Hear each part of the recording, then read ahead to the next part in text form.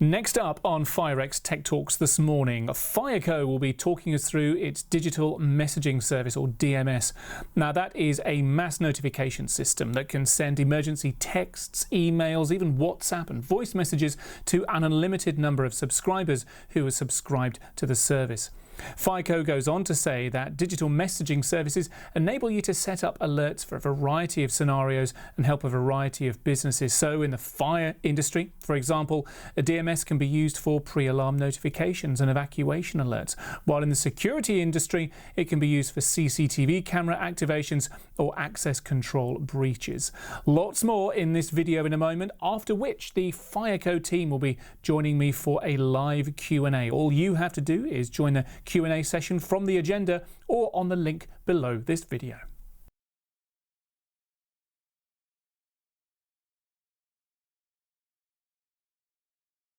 Hi everyone, thanks for joining me today. My name's Pete Davies and I'm the Business Development Manager here at Fireco Limited. Fireco are really pleased to be here today. You may have noticed that 2020 has been a bit of an odd year, so we're really thrilled to be delivering this presentation to you today in lieu of a physical presence at an actual show.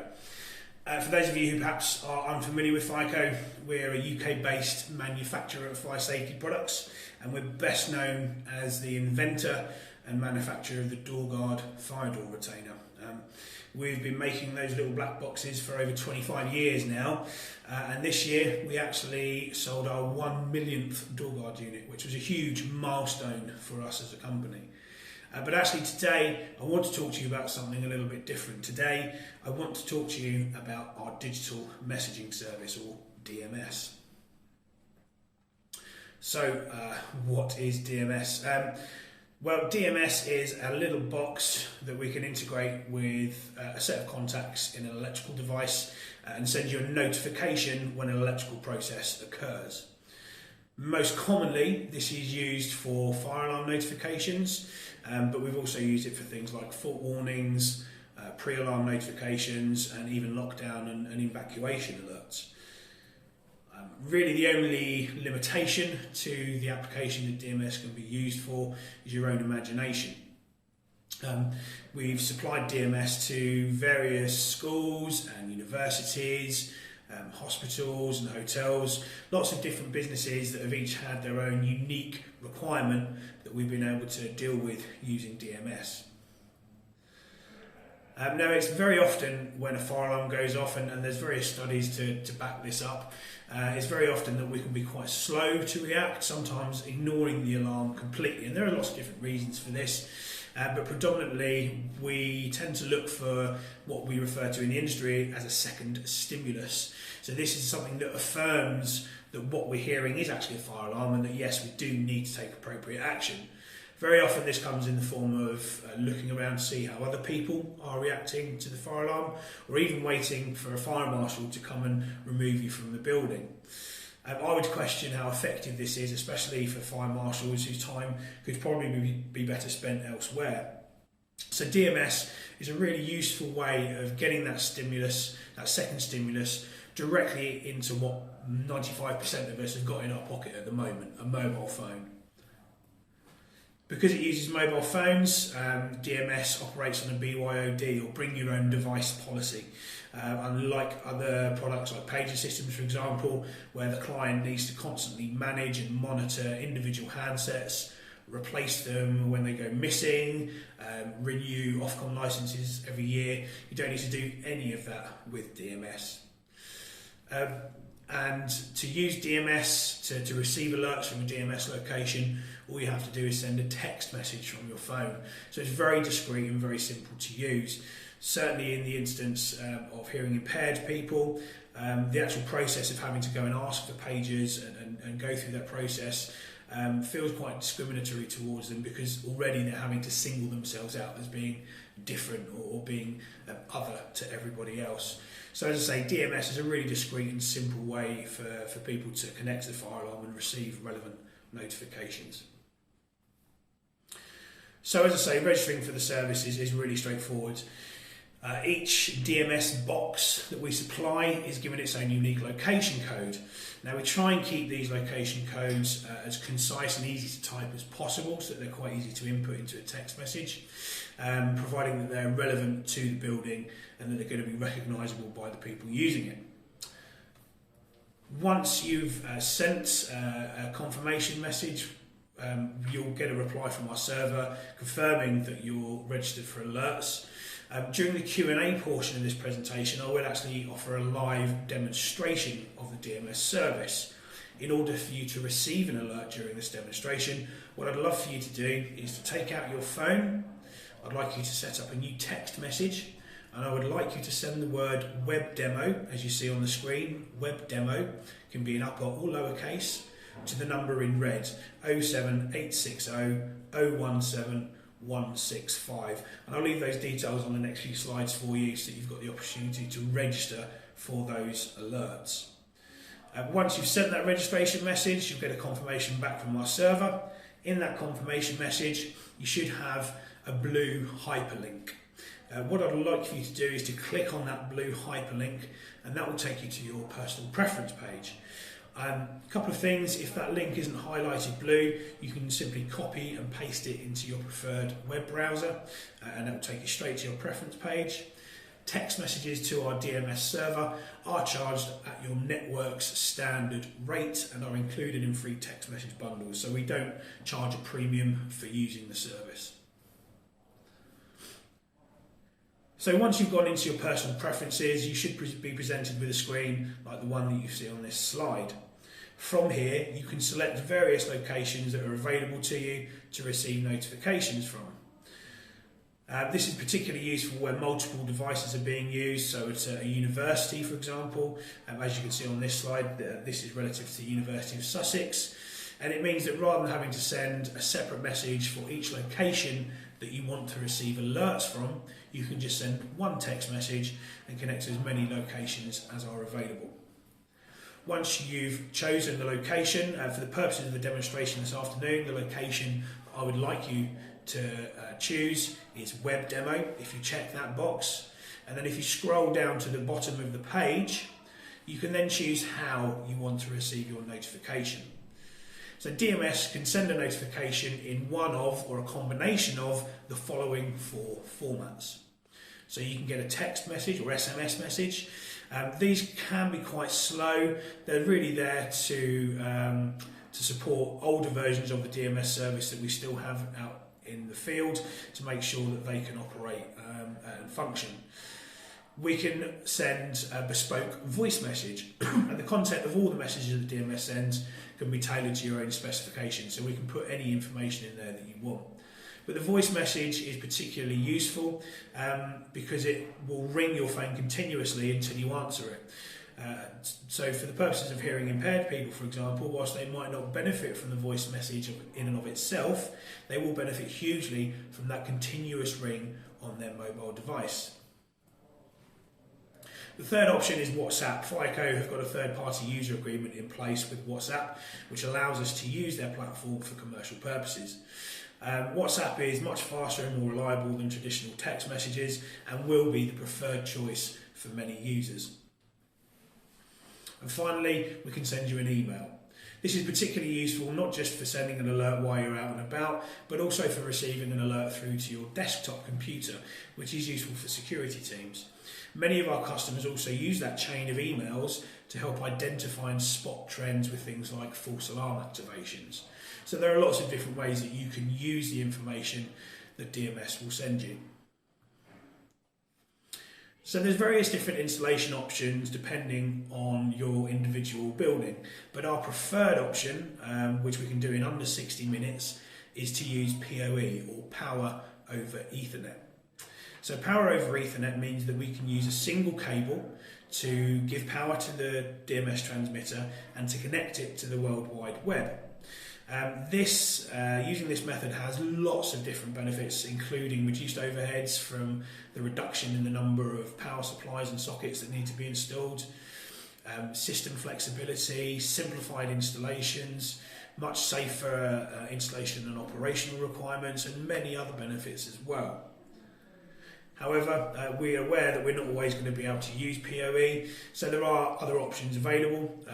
The main supplied version will be more expensive because we need to put a battery backup in there as well as a PSU so that when it's connected to power it will actually work.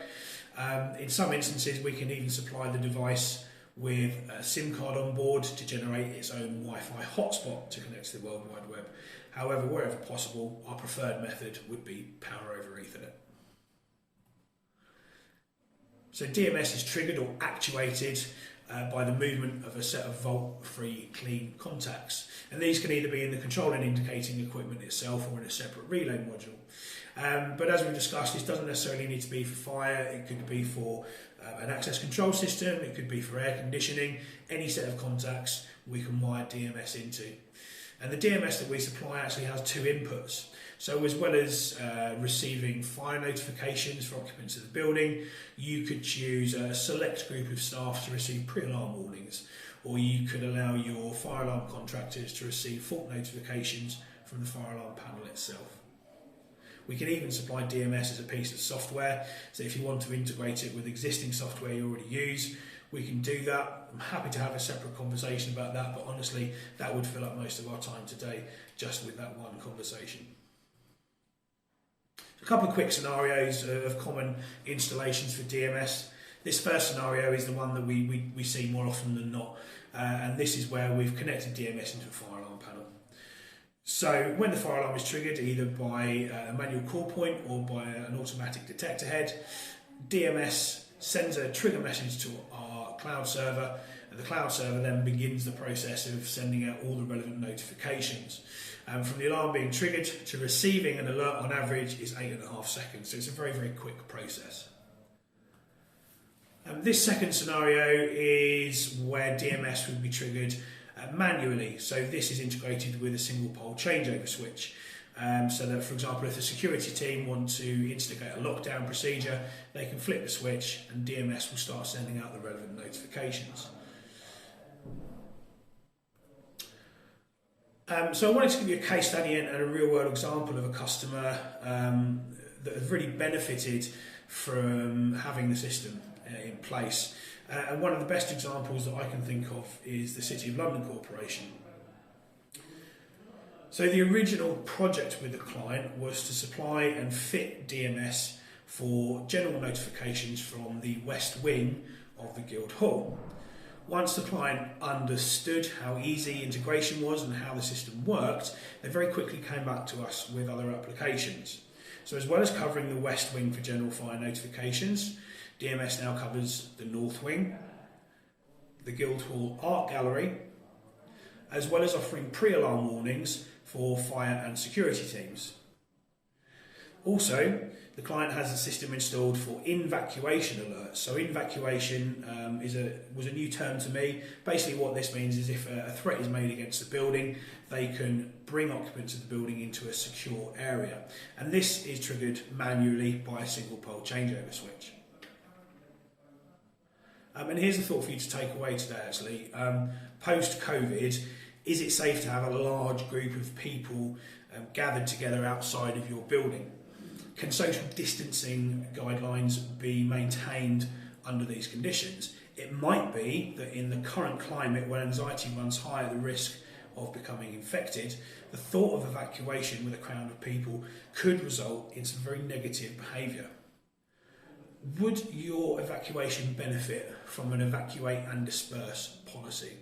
Now, even here at the Guildhall pre-COVID, the customer knew that large crowds gathering outside of muster points like this could generate further risk from proximity to busy roads, from exposure to smoke or falling debris, and would be dangerous in the event of an explosion. Using digital messaging service in this situation allows the City of London Corporation to avoid those crowds and asks people to simply go away until it's safe to return. Now, once the all clear has been given, DMS begins the recall process, bringing people back to the building. Again, DMS has been really beneficial in this regard, enabling the customer to give clear, concise information to people about whether it's safe to return to the premises. But most notably, the client uses DMS to monitor for rises in temperature from their linear heat detection cables. These were installed after an incident in a subterranean pipe network caused chaos and took out millions of pounds worth of IT and utilities infrastructure and data networks to the stock exchange, to major banks, as well as national infrastructure to British intelligence agencies and governmental departments. And this had the potential for huge implications on the international reputation, not just for the City of London, but for the UK as a whole. So linear heat detection cables monitor for increases in temperature, and they offer early warning indicators when a temperature of 65 degrees is reached, or a fire warning if a temperature of 95 degrees is reached. This offered an invaluable means of keeping an eye on what was going on in that critical subterranean pipeway. However, it wasn't until the system was actually installed that the client realised that, oh, if that is triggered, we've got no way of being notified when it goes off. So after consulting with us at Fireco and a thorough site survey, we actually identified that DMS would work in this underground pipe network. So now DMS can monitor the linear heat suppression system, and if it identifies a temperature of 65 degrees, it can notify the fire team and the security team. If it picks up that higher 95 degree temperature, which indicates a high probability of fire, as well as notifying the security and fire teams, it also sends a message to the local fire brigade who can begin the response process. So this is really one of many examples of where customers have been the driving force behind how DMS is used. And it's very often that customers come to us and ask, can DMS do this, that and the other? And generally the answer is yes, providing there are a set of contacts that we can go into. What information do you need to know? Perhaps you've got some ideas of how you could use the DMS service. How would your life be made easier by receiving that little text message or that email into your inbox? And on that note, we've come to the end of the presentation. I hope I've given you a good overview of DMS and how it works. But do stick around for the Q&A where, as I say, I'll be demonstrating the DMS service and answering your questions on how the system works. Thank you very much for your time. Good luck, and I'll speak to you soon.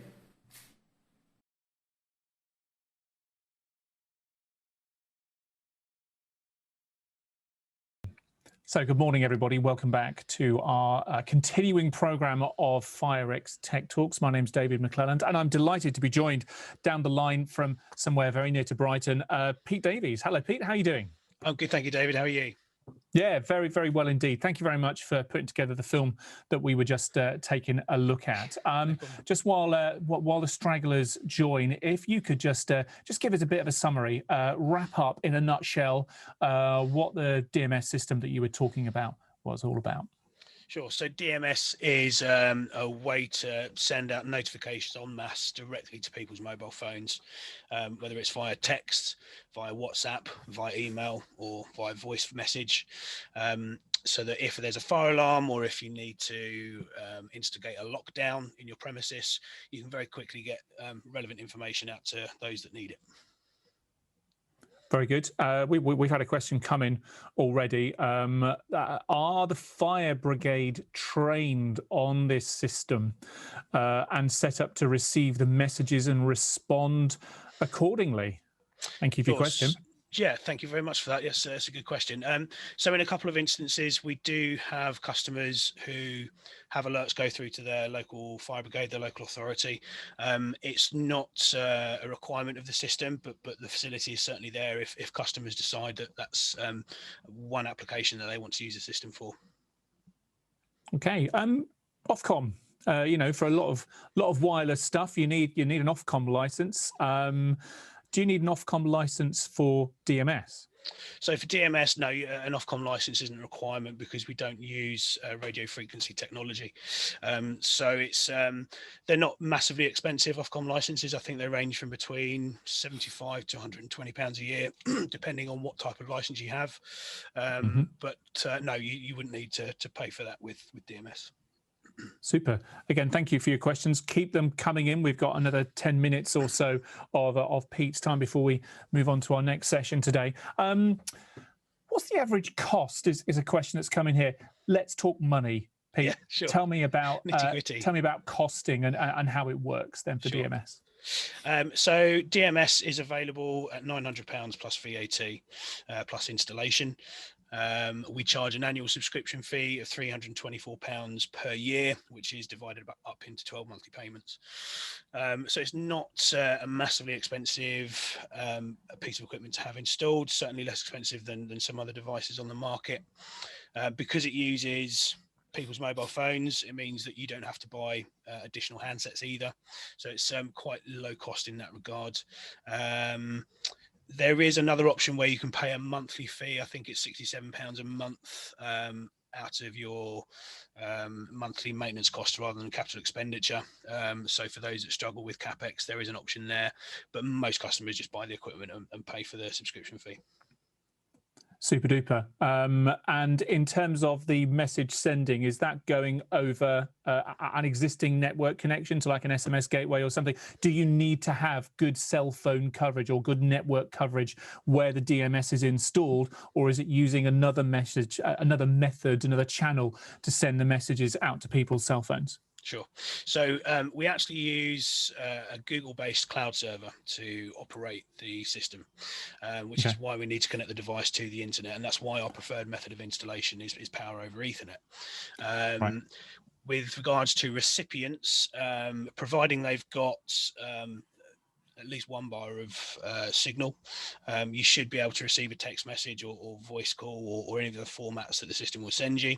If you're connected to the Wi-Fi within the premises, obviously it then doesn't become a concern because you'll receive that WhatsApp message and that email over the Wi-Fi. So yeah, some attention obviously should be given to what mobile phone signal is like in your building if you're considering it. But bear in mind that DMS isn't there to be the sole means of alarm communication. It's there to be a backup to offer a second stimulus for people that might miss a fire alarm and for building management teams to use it.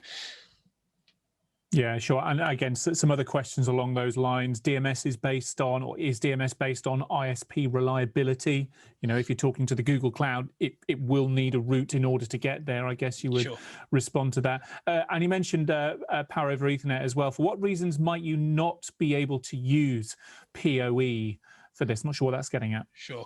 So so PoE or power over Ethernet is where we use a single cable to give power to the device and to connect it to the World Wide Web. Instances where that might not be a possibility would be where there's no infrastructure for it. So there isn't a hardline internet connection coming into premises, or for some customers might have a preference. They might not want equipment on their local area network. So those are the two key reasons why we wouldn't use PoE. We do have some additional options for that, such as fitting the device with a SIM card to generate a Wi-Fi hotspot. But again, that's dependent on there being sufficient mobile phone signal. We can also use a Wi-Fi connection as well. So if the customer has a Wi-Fi connection that's reliable enough for us to use, and we can use that. But as I say, PoE would always be the preference wherever we can. Can you customize the alert messaging? Yes. So when we first brought DMS to market, we really envisaged it just as being a mechanism for notifying people of a fire alarm. But as the product has developed over the years, customers have come to us with different applications for it. So we now offer a service where you can bespoke the message content to your own requirements. So if you want it to send a message out telling people that there's a lockdown in place and to stay where they are, you can do that. If you want the message to say, please use the nearest fire escape, you can do that. If you want the message to say, run up to the reef and put on a parachute and jump, you wouldn't want it to say that, but if you did, then it can say that. So yeah, it's fully customizable. And in terms of the alert trigger here, someone's asking, can this system work with CCTV? Yes, I guess as long as you've got a trigger of some sort, then you would be able to send those alerts. absolutely. So all we need is a set of vault-free contacts to trigger DMS. So those could be fire or fault contacts on a fire alarm panel. They could be fault contacts in an air conditioning system. They could be contacts in a single pole changeover switch, so you can instigate the mechanism manually. So as long as we've got a set of contacts that react when an electrical event occurs, then we can use DMS to tell you about it. Very good. Is there a maximum number of recipients who can be set up on a system for the DMS service?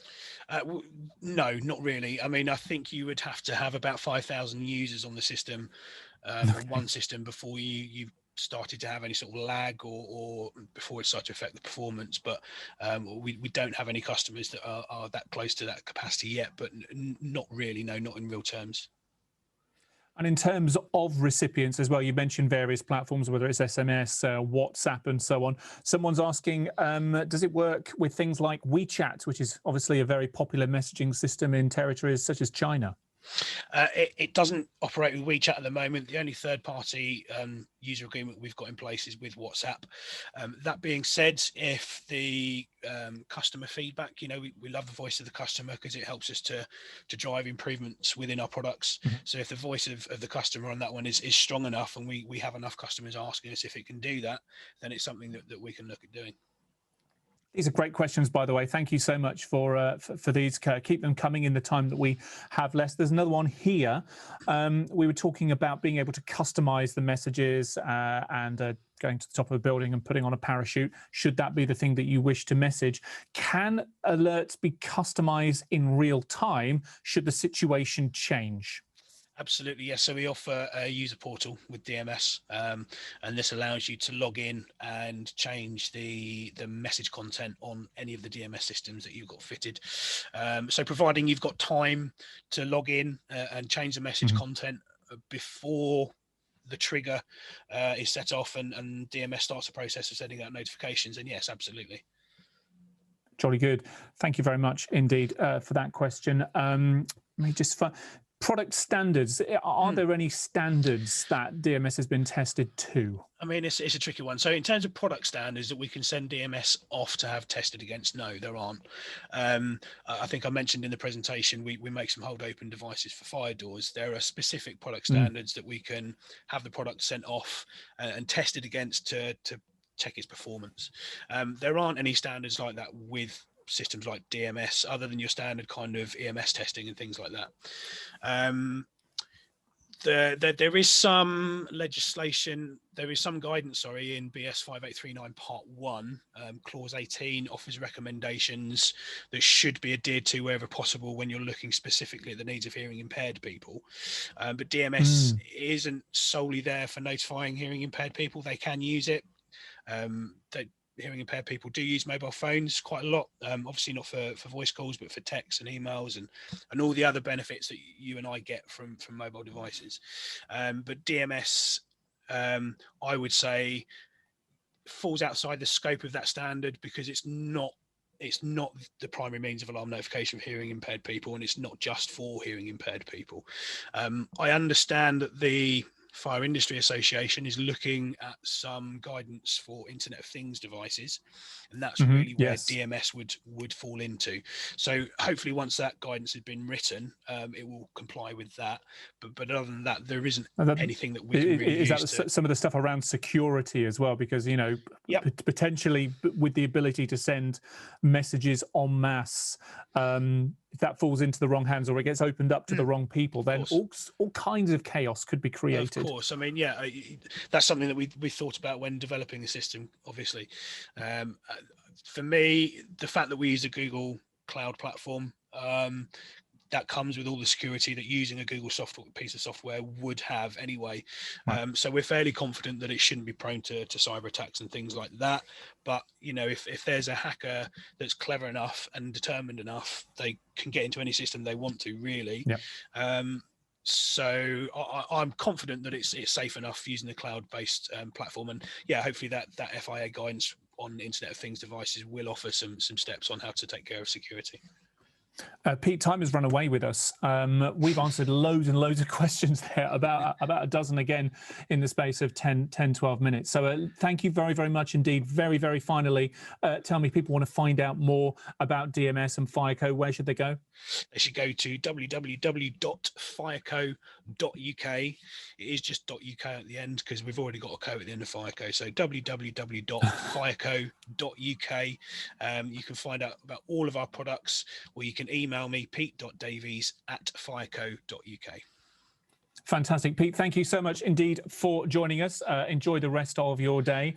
And for those of you watching, you can enjoy the rest of our FIREX Tech Talks right now. Just go back to the event schedule and you'll be able to hear from Barber EHS, and they'll be joining me back here in one of these chat rooms in about 15 minutes time. Hope to see you then.